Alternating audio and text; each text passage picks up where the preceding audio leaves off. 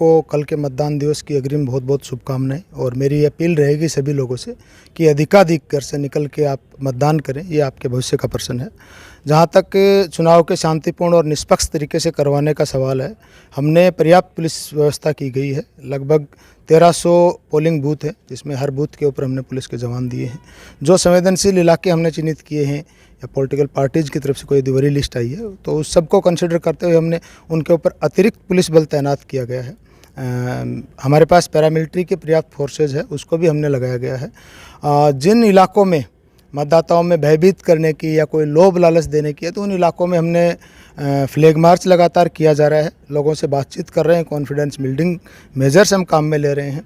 ज़िले में लगभग 100 एफएसटी और एसएसटी फ्लाइंग स्क्वाड टीम और जो स्टैटिक सर्विलेंस टीम है वो काम कर रही है। यदि कहीं पे किसी को मॉडल कोड ऑफ कंडक्ट के वायलेशन की सूचना मिलती है, तो सीविजिल ऐप के माध्यम से या संबंधित मोबाइल नंबरों के ऊपर आप सूचित कर सकते हैं। सीविजिल ऐप पे जो भी आप शिकायत दर्ज कराएंगे, वो 100 मिनट में उसका हर हाल में सॉल्यूशन किया जाएगा। तो इस संबंध में भी मेरी आम जो हनुमानगढ़ वासी हैं उनसे निवेदन है कि अधिकाधिक सीविजिल ऐप को आप डाउनलोड करके प्रयोग करें। लास्ट के 48 आवर्स होते हैं, वो इन सारी चीज़ों के लिए बहुत क्रिटिकल होते हैं। अंतिम आखिर के 2 दिनों में, आज कल की रात और आज की रात में, हर प्रत्याशी ये प्रयास करता है कि मैं अधिकाधिक लोगों तक पहुंचूं, और इस प्रकार के गलत तरीके भी चुनाव में प्रयोग किए जाते हैं।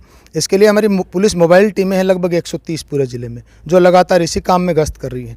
100 एफएसटी एसएसटी की टीमें हैं जो लगातार मूवमेंट में कर रही हैं। इसके अलावा पुलिस के सुपरवाइजरी, सीनियर सुपरवाइजरी ऑफिसर्स आए हुए हैं फील्ड में। हमने रैंडम नाके लगाए हैं। आज के दिन में हमने इस तरह की लगभग 20 से ज़्यादा गाड़ियां जब्त की हैं, जिनमें प्रचार सामग्री थी या कोई दूसरी चीज़ें थी। बाहर राज्यों के जो लोग आने का सवाल है, उसमें भी लगभग 30 लोगों को ज़िले में विभिन्न जगहों पे गिरफ्तार किया गया है, ताकि आके, क्योंकि लास्ट के 48 आवर्स में उस विधानसभा के वोटर के अलावा बाहरी व्यक्ति का रहना निषेध होता है, वो हमने कम्युनिकेट करवाया था। सारे होटल, धर्मशालाएँ, सराय जहाँ रुकने की जगह है, कोई मैरिज गार्डन्स है, किसी पार्टी के कार्यालय, वो हमने चेक करवाएं कि कोई बाहरी व्यक्ति इस तरह के आके नहीं रुके हुए जो चुनाव प्रक्रिया को प्रभावित करते हों। पहले जब चुनाव की तैयारियां होती है, माननीय आयोग के निर्देश हैं, और उसका चुनाव के दिन जो कल डी डे है, उसके ऊपर बहुत इम्पैक्ट आता है। लगभग अभी तक एमसीसी लगने के बाद 25 लोगों को हमने ज़िले से तड़ीपार करवाया है। लगभग 9000 लोगों को पाबंद करवाया है पूरे ज़िले के अंदर।